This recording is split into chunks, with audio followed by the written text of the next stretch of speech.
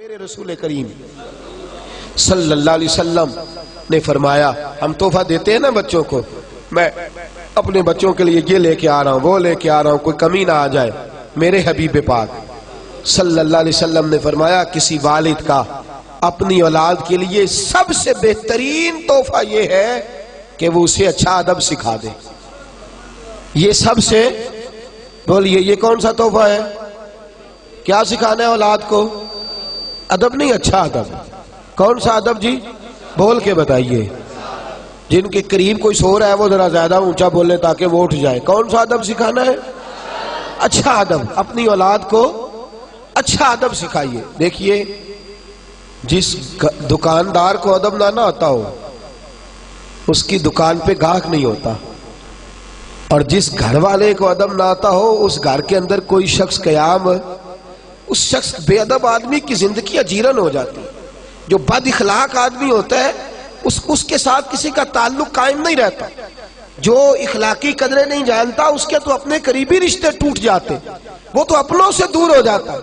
جو اخلاقی قدریں نہیں جانتا اس کی زندگی تباہ ہو جاتی ہے۔ تو حبیب فرماتے ہیں، تو کھلونے لے کے دے گا، تو جائیدادیں بنا کے دے گا، لیکن اس جائیداد کے اندر، اس مکان کے اندر اگر وہ رہنے کے قابل ہی نہ ہوا، اگر اسے ہوش ہی نہ ہوا کہ میں نے کس طرح کر کے لوگوں کے ساتھ رویہ رکھنا ہے، تو اس کی تو زندگی اس کے لیے بوجھ بن جائے گی۔ اسے اچھا ادب سکھا دے۔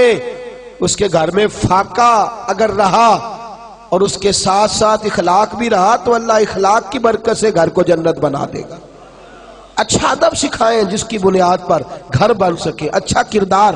میرے نبی کریم صلی اللہ علیہ وسلم نے فرمایا، تم میں سے ہر شخص نگران ہے، اور تمہیں اپنی رعایا کے بارے میں اللہ کی بارگاہ میں جواب، تو یہ نہیں کہہ سکتا یار برے مل گئے تھے، یہ نہیں تو کہہ سکتا بہک گئے تھے، تو یہ نہیں کہہ سکتا کہ میں مصروف رہا نا، ادھر ادھر کی تو بات کر، یہ بتا کہ قافلہ کیوں لٹا، مجھے رہزنوں سے غرض نہیں، تیری رہبری کا سوال ہے، تو بتا انہیں پانی کون دیتا رہا، انہیں تناوت رخت کون بناتا رہا، تیری ڈیوٹی تھی۔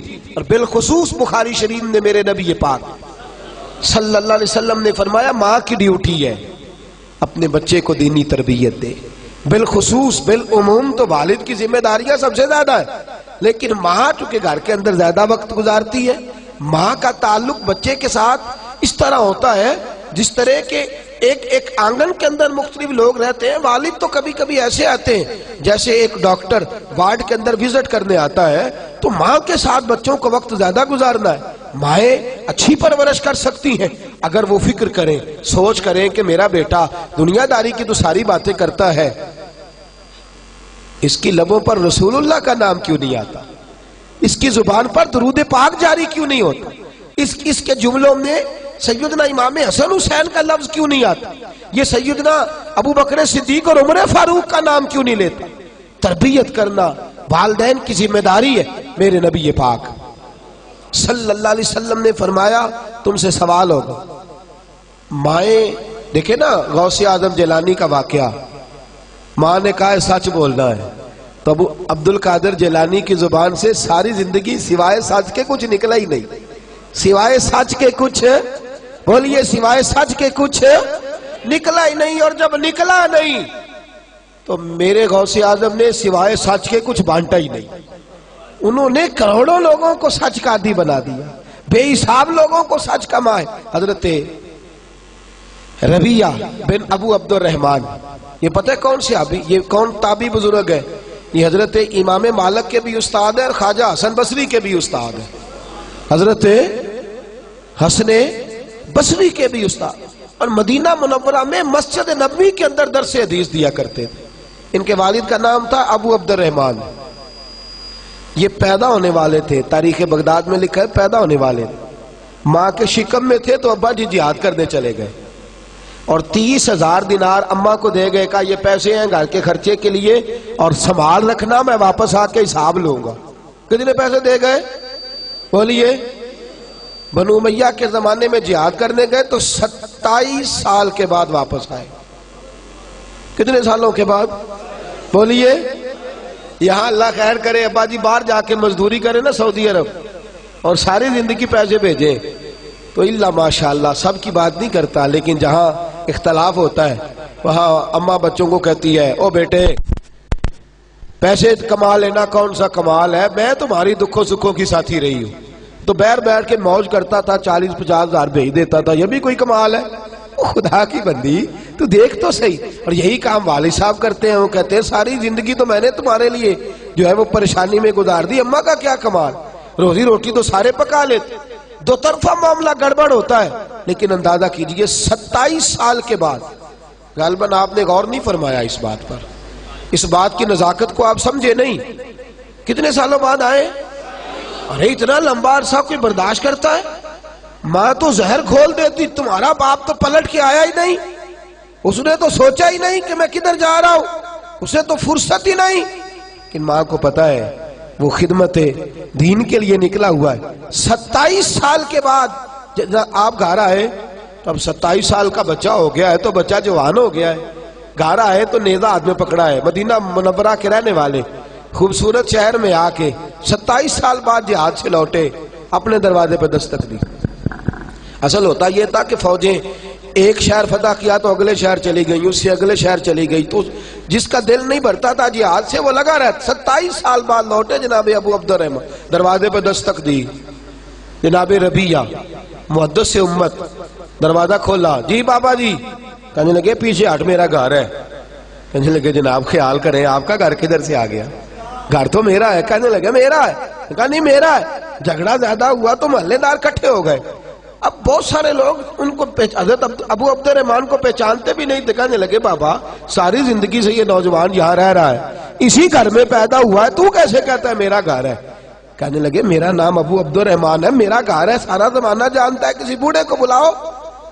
اندر سے والدہ نے لفظ سن لیے اور جناب ربیہ کو کہنے لگی بیٹے دروازہ کھول کے سینے سے لگا، یہ تیرے والد گرامی ہے، یہ تیرے والد گرامی ہے۔ لفظ ادا کی تو 27 سال بعد بچھڑا ہوا بیٹا باپ سے ملا، باپ بیٹے سے ملا، آنسو درد بن کے ٹپکے، ماتھا چومتے رہے، دیر تک ملتے رہے، اندر آئے، عصر کا وقت قریب تھا، جناب ابو عبد الرحمن بیٹھے آ کے، والدہ نے کھانا رکھا، حضرت ربیہ کی والدہ نے، اور جناب ربیہ جلدی سے وضو کر کے نکل گئے، عصر کے بعد درس حدیث دینا ہے، وہ تشریف لے گئے تو پیچھے سے حضرت ابو عبد الرحمن یہ نہیں پوچھا 27 سال وقت کیسے گزرا، یہ نہیں پوچھا کہ تم نے دھوپ چھاؤں میں کیسے گزارا کیا، یہ کہنے لگے اور میرے 30,000 دینار کدھر ہیں، 30,000 دینار کدھر؟ اور بی بی سمجھدار آگے سے یہ نہیں کہتی اچھا 27 سال بعد آیا اور تجھے پیسوں کی فکر ہے، میری فکر ہی نہیں، بچوں کی فکر ہی نہیں۔ کہنے لگی آپ اس طرح کریں، کھانا کھائیں، وضو کریں، مسجد نبی میں جا کے نماز عصر پڑھ کے آئے، آپ نماز ادا کر کے واپس آئے، بتاتی ہوں 30,000 دینار کدھر ہے۔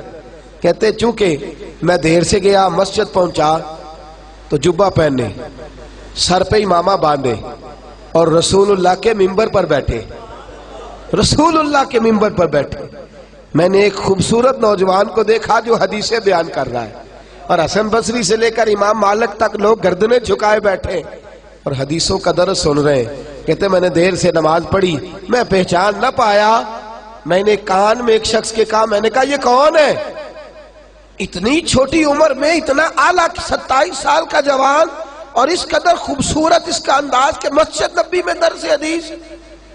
تو کہتے وہ کہنے لگے بابا جی آپ نہیں جانتے یہ ربیہ بن عبد الرحمن ہے، یہ کہتے میرا بیٹا، میرا صاحبزادہ؟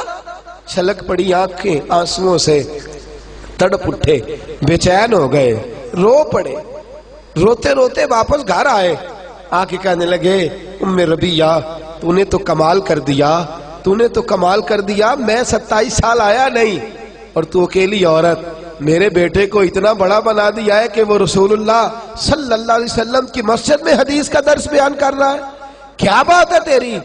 تو کہنے لگی اچھا اگر آپ خوش ہوئے ہیں تو پھر میں نے 30,000 دینار آپ کے بیٹے کو عالم بنانے پہ خرچ کر دیے، آپ راضی ہیں میری اس بات سے؟ راضی ہیں؟ میرے عزیز جب تربیت کا یہ انداز ہوتا ہے، جب سوچ کا یہ انداز ہوتا ہے، ہمارے ہاں ہم مرنے کے قریب ہوتے ہیں، ہمارے بچے کیونکہ ہم نے تربیت ہی نہیں کی، ہم نے خیال ہی نہیں کیا، ہمارے بچے دیکھیے نا میرے رسول پاک صلی اللہ علیہ وسلم کی صحیح مسلم کی حدیث ہے، فرمایا تو مر جائے گا اور اگر تیری اولاد نیک ہوئی تو قبر میں بھی تیرے ساتھ جائے گی، حضور کس طرح؟ فرمایا وہ پیچھے جتنے خیر کے کام کرے گی ان سب کا اللہ تجھے قبر میں بھی ثواب عطا فرمائے گا۔ لیکن ہم نے تو بچے کو سکھایا ہے دنیا کمانی، ہم نے تو سکھایا ہے پارٹیوں کو ڈیل کرنا، ہم نے تو اسے سکھایا ہے سوسائٹی کے اندر اچھا مقام پیدا کرنا، ہم نے تو اسے سکھایا ہے کاروباری مد و جزر، ہم نے تو اسے سکھایا ہے شریکے کے ساتھ جھگڑا کرنا، ہم نے تو اسے سکھایا ہے کہ بس تو اچھا ہے باقی سارا زمانہ برا ہے۔ ہم نے تو یہ سکھایا ہی نہیں کہ قرآن کیسے پڑھا جاتا ہے، یہ سکھایا ہی نہیں کہ آداب زندگی کیا ہے، ہم تو اسے مسجد تک لے کر کے ہی نہیں آئے۔ ہم نے تو شہزادے بنایا ہے، نوابزادے بنایا ہے، ہم نے تو انہیں بڑے بڑے جو ہے وہ القابات سے نوازا ہے، یہ توجہ ہی نہیں کی کہ انہیں ہمیں کہیں لے کر کے جانا چاہیے، ان کی تربیت ہونی چاہیے۔ تربیت اولاد کے لیے، فکر مندی اولاد کے لیے سب سے ضروری ہے انسان کے کردار کا صحیح ہونا۔ سب سے ضروری کیا ہے؟ بھئی آپ بچے سے کہیں بیٹے چل مسجد، چلا جائے گا؟ کہے گا ابا جی آپ کیوں نہیں جاتے؟ آپ بھی تو بتائے نا، آپ آرام سے لیٹے ہیں مجھے کہہ رہے ہیں مسجد چلیں۔ بیٹا قرآن پڑھا کرتا ہو، کہے گا آپ کو کیا پریشانی ہے، آپ کیوں نہیں پڑھتے؟ کردار کی عظمت یاد رکھیے، غور کیجئے، اس جملے کو بھولیے گا نا۔ بچے آپ کی باتوں سے اتنا نہیں سیکھتے جتنا آپ کے کردار سے سیکھتے، آپ کے کردار سے جتنا سیکھتے ہیں اتنے آپ کے افکار کے، اپنے افکار اور نظریات بھی اچھے ہونا ضروری ہے۔ اچھے افکار ہی اچھے کردار کو جنم دیتے ہیں۔ لیکن اگر آپ کی گفتگو ٹھیک ہے اور عمل صحیح نہیں، لب و لہجہ ٹھیک نہیں، ہر وقت ڈانٹنا، ہر وقت جذبات میں رہنا، بچوں سے پیار ہی نہ کرنا۔ اقرا بن قیس آئے تو نبی پاک صلی اللہ علیہ وسلم کسی کے بچے سے پیار کر رہے تھے، کہنے لگے یا رسول اللہ میں تو اپنے بچوں سے نہیں کرتا، آپ نے غیر کے بچے چھاتی پہ لٹا رکھے ہیں۔ تو میرے حبیب نے فرمایا اگر رب نے تیرے دل سے رحم چھین لیا ہے تو میں کیا کروں؟ مجھے تو اللہ نے رحمت للعالمین بنا کے بھیجا ہے، رحمت للعالمین، بچوں سے شفقت والا ماں۔ اور کردار کی بات، حضرت عامر بن عبداللہ فرماتے حضور ہمارے گھر آئے تو میرا چھوٹا سا بھائی تھا، توجہ ہے آپ کی؟ تو اس کی والدہ کہنے لگی، میری والدہ کہنے لگی بیٹا ادھر آ، تجھے کچھ چیز دوں گی، ادھر آ۔ لوگ کہتے نہیں میں فلاں کام کر دوں گا، ابو داؤد شریف میں ادھر آ بیٹے، تو کہتے ہیں نبی پاک صلی اللہ علیہ وسلم نے فرمایا عامر کی والدہ تو اسے کیا دے گی؟ کہنے لگی میرے پاس کھجورے ہیں، وہ دینے لگی۔ تو حضور فرمانے لگے اگر تو اسے کچھ نہ دیتی تو اللہ کی بارگاہ میں تیرا یہ جھوٹ لکھا جاتا۔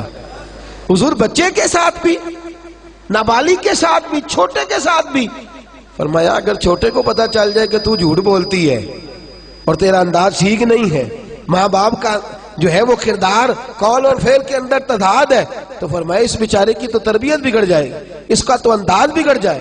فکر کریں، سوچیں آپ گھر کے اندر کیسا کردار رکھتے ہیں، آپ کا انداز کیا ہے، آپ کا طرز کلام کیا ہے، آپ کا انداز تربیت کس طرح کا، آپ گھر کے اندر رہتے ہیں تو کس طرح رہتے ہیں، کیا طریقہ ہوتا ہے۔ اگر اب بچہ دیکھتا ہے نا کہ ابا جی تو فلمیں دیکھتے ہیں، ابا جی تو فلاں کام کرتے ہیں، تو وہ ضرور تاڑتا ہے، وہ ضرور غور کرتا ہے، وہ کہتا ہے مجھے منع کیا جاتا ہے، خود ان کی توجہ کس طرف رہتی۔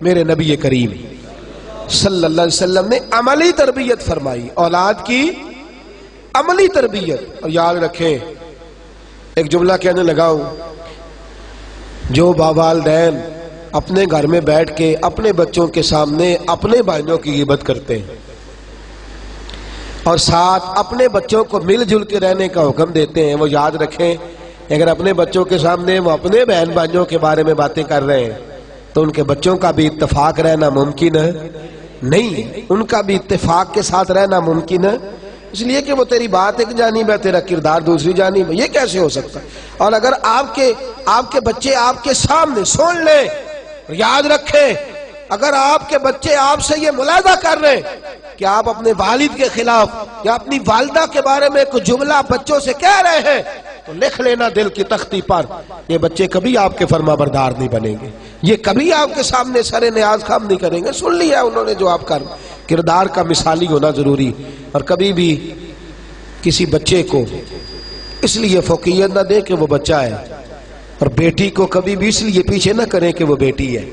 میرے رسول پاک صلی اللہ علیہ وسلم نے انشاءاللہ وہ تو کل میں جمعے میں عرض کروں گا حضرت فاطمہ کے رضی اللہ تعالیٰ عنہ کے عنوان پر، لیکن ایک بات سن لیں، میرے محبوب نے فرمایا ہے، فرمایا جس گھر میں بیٹی ہو اور اسے اچھا ادب سکھایا جائے اور اسے فوقیت، اسے کم نہ سمجھا جائے بیٹوں سے، فرمایا رب کریم اس بیٹی کی برکت سے ماں باپ کو جنت عطا فرما دے گا۔ ان کے ساتھ، ان نرم کونپلوں کے ساتھ محبت کی جائے، سے پیار کیا جائے، اچھی تربیت، اچھا کردار، اور سب سے ضروری بات، سب سے اہم پہلو، سب سے ضروری بات میرے عزیزو یہ ہے کہ بچے کے سوال، اس کے نظریات، اس کی سوچ، وہ کیا کہتا ہے، وہ کیا سوچتا ہے، بالخصوص آپ کے بارے میں اس کا معاملہ۔ میں نے ایسے بچے بھی دیکھے ہیں جو اپنے والد کو ولی اللہ مانتے ہیں، اپنے والد کو بولیے، اپنے والدین کو ولی اللہ مانتے۔ ہمارے حضرت صاحب قبلہ فرمایا کرتے، آپ فرماتے کہ جب تک تو ہم گھر میں رہتے تھے تو والد صاحب کو دیکھتے تھے، اس وقت تک وہ والے نظریات نہیں تھے۔